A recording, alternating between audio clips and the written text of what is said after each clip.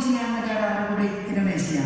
Kepada yang kami Sumatera Selatan, khususnya Kota Palembang, direncanakan pada akhir minggu ini akan mulai menerapkan Electronic Traffic Law Enforcement atau ETLE yang akan diresmikan langsung oleh Kapolri.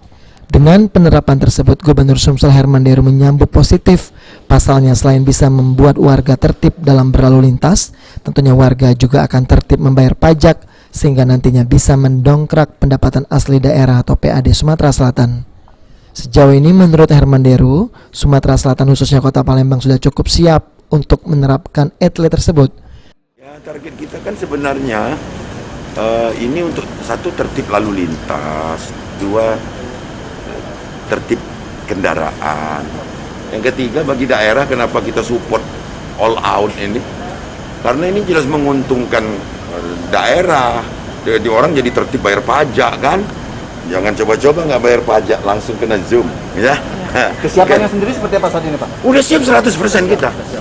Cuma nunggu giliran launching tadi karena ada kebijakan Mabes Polri dibagi 2 etape. Etape pertama hari ini, etape kedua 28.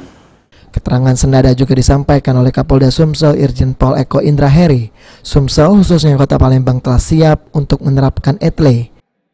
Kira itu udah siap, tadi kata Pak Gubernur kita semua udah siap intinya. Hanya kita menunggu giliran di 28 April. Kita di Kota Palembang dulu kita siapkan.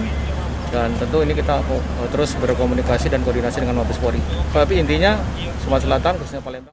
Sementara itu, Direktur Lalu Lintas Polda Sumsel Kombes Pol Hotman Sirait sejauh ini pihaknya masih melakukan uji coba kecepatan jaringan ETLE itu sendiri hingga ke RTMC dan nantinya tidak ada gangguan. Mau dicoba akurasi untuk kecepatan jaringan fiber optik yang digunakan nyampe ke ruangan RTMC atau back office dari ETLE ini seberapa kuatnya gitu. Kita jangan sampai ada kendala ya.